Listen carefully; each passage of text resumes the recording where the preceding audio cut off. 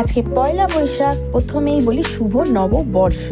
তোমাদের প্রথমেই অনেক অনেক অনেক প্রীতি, ভালোবাসা, অনেকটা অভিনন্দন, বড়দের কাছে শ্রদ্ধা এবং ছোটদেরকে ভালোবাসা দিয়ে আজকের ব্লগটা আমি স্টার্ট করছি। একটু বড় হবে কারণ যেহেতু নববর্ষ বলে কথা, বাঙালির পয়লা বৈশাখ, একটু তো বড় হবে। প্লিজ স্কিপ করো না, ভিডিওটা দেখো। আমরা আজকে চলে গেছিলাম সিসি সেন্টার 2-এ। যেহেতু বাড়ির কাছে একটা মল এবং অনেকদিন যাওয়াও হয় না, সেখানেই গেছিলাম। দেখো সেখানে একটু কনস্ট্রাকশনের কাজ হচ্ছে এক পাশ, আরেক পাশ দিয়ে আমরা ঘুরলাম, কারণ এক পাশ না ওরা পুরো ব্যারিকেড দিয়ে বন্ধ করে রেখেছিল। ঠিক আছে, কোনো সমস্যা নেই, তাও আমরা বেশ খানিকটা ঘুরে নিলাম মলটা।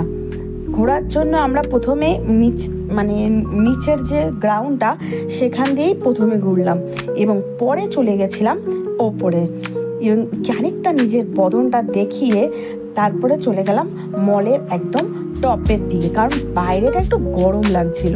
ভাবলাম চাই বাইরের ভেতর থেকে একটু এসির হাওয়া খেয়ে একটু ঠান্ডা তো হয়ে আসি আগে, তারপরে দেখা যাবে। দেখো লোক কিন্তু কম ছিল না, লোক কিন্তু বেশ ভালো ছিল মলে। আমরা ভেবেছিলাম না আজকে মনে হয় ফাঁকাই হবে, কারণ সবাই হালখাতা করতে যাবে, কিন্তু তা নয়, বেশ ভিড় ছিল। Too much. তাও আমরা চলে গেছিলাম। কি করব বলো, আমরাও যে একটু ঘুরুনি টাইপের ঘুরে সেরকম কোনো জায়গায় না গিয়ে চলে গেলাম সেটা একটু গেম জোনে, যেটা আমার সব থেকে ফেভারিট জায়গা। গেম জোনের এই গেমগুলো আমার খুব খুব খুব পছন্দের। আর সব গেম আমি খেলতে না পারলেও কিছু গেম খেলতে পারি, যেমন এইটা, তারপর একটা বাইক আছে, হ্যাঁ এই কার, এগুলো একটু একটু খেলতে পারি, কিন্তু যা কস্টলি সবসময় সম্ভব হয় না। মাঝে মাঝে যাওয়া হয়, মাঝে মাঝেই এইগুলো ট্রাই করা হয়। আর সব জায়গায় তো অ্যাডাল্টদের অ্যালাউ না, যেটাতে অ্যালাউ করে সেটা অবশ্যই খেলা হয়।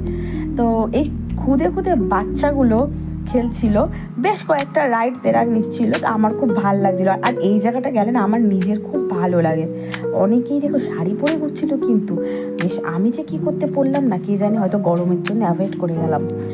তো যাই হোক, গেম জোনটা পুরো খুব ভালোভাবে ঘুরলাম। আমার এই যে প্রত্যেকটা গেম জোনের জিনিসে বেশ টুইলেট দেওয়া থাকে না, সেটা আমার বেশ ভালো লাগে। আর অবশেষে পিৎজা পার্টি অবশ্যই, আর কি, কারণ রেস্টুরেন্টে কালকে খাবো না, প্রচুর ভিড় থাকে। তোমাদের আমি পিৎজাটা ভালোভাবে দেখাচ্ছিলাম। একটা মিডিয়াম সাইজের পিৎজা নিয়েছিলাম, কি জামাইকা, পিৎজাটার নাম ছিল জামাইকা। চিকেন, অবশ্যই ননভেজ, কী করতে ভেজ খেতে যাব, ননভেজ ছিল, কর্ন ছিল অনেকটা। তো যাই হোক, পিৎজাটাও খেতেও কিন্তু দারুণ ছিল, দারুণ। ঠিক আছে, ভালো ছিল। আমি খেয়ে আবার তোমাদের দেখাচ্ছিলাম কিন্তু। ঠিক আছে, তারপরে ওখান থেকে ডাইরেক্ট রিক্সায় চেপে পড়লাম এবং বাড়ির দিকে রওনা দিয়ে দিলাম। বেশ খানিকটা রাত হলো। দেখো একটা রিক্সায় 4 জন কীভাবে আমরা আসলাম। তো যাই হোক, চলে তো এসছি, আবার কি, যদি হই সুজন তেঁতুল পাতায় 9 জন। বেশ ভালোভাবেই রিল্যাক্সেই এসেছি, এমন কিছু কষ্ট হয়নি। রিক্সায় বসে বসেও তোমাদের জন্য আমি একটু ভিডিও করছিলাম। আর সত্যি কথা বলতে কি, আমার মনে কি রিক্সা করে যদি সারা শহরটা ঘোরা যেত রাতের বেলায়, হেব্বি লাগতো। আমার রিক্সায় উঠতে হেবি খুব ভালো লাগে, রিক্সায়, অটোতে। তারপরে চলে এসেছি হালখাতার দোকানে। আর ভিড় দেখো, জাস্ট ভিড় দেখো ফুচকার দোকানে। মেরে মুড়ে হাতাহাতি করে লাস্টে একটা ফুচকা আমি পেয়েছি এবং সেটা সোজা চলে গেছিলো আমার মুখের ভেতর। মানে সেই যুদ্ধ করতে হলো ফুচকার জন্য। ঠিক আছে, যাই হোক, ফুচকা পেয়েছি। তারপর কিছুটা ঠান্ডা ছিল, সেই ঠান্ডাটাও নিয়ে নিলাম, কারণ আর ছাড়া যাবে না ভাই, ছাড়া যাবে না। অনেক টাকা নাও মজুরি টজুরি তোমরা, এই তো বছরে একবার খাবো না কেন, খেয়ে নিলাম।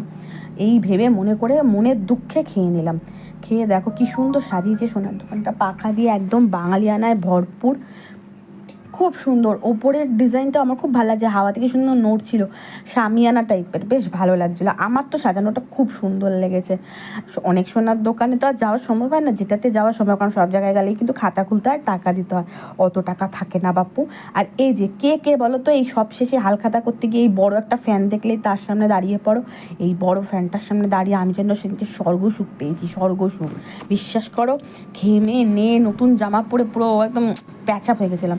তো এবং সব শেষে যেটা কাজ, আমাদের প্রধান কাজ আর কি, সেটা করে ফেললাম। সোনার দোকানে ঢুকে মানে কি বলে ওটাকে, নতুন খাতায় নাম তুলে নিজের নামটা একদম স্বর্ণলিপিতে একদম ওকে মা সরো না, ভিডিও করতে দেয় না, ওই তো ওই টোকেনে আমার নাম লিখছে, দিয়ে দিয়েছে হাতে। অলরেডি ব্যাগটাও পেয়ে গেছি ভাই, পারুল জুয়েলার্স আমাদের এখানে। ব্যাগটা নিয়ে সোজা এবার বাড়ির দিকে এবার বেরিয়ে পড়েছি। ভিড় দেখো, সোনার দোকানের জায়গার থেকে মানুষ বেশি। ওখানে আবার একটা কি লটারি ফটারি খেলা হচ্ছে, ওদিকে আর আমার যায়নি, কারণ লটারিতে ভাগ্য, আমি তো জানি আমার ভাগ্য কত ভালো, শুধু শুধু ঠেলে গুতি ওদিকে যাওয়াটা বেকার হবে, তার জন্য একদম বেরিয়ে পড়েছি। একটু রিস্ক নিইনি ওই লটারি খেলাতে গিয়ে। বেরিয়ে এবার বাড়িতে এসে আমার পকি সোনার সাথে একটু ফটো টটো তুলে আজকের মতন দিনটা শেষ করলাম। Bye bye.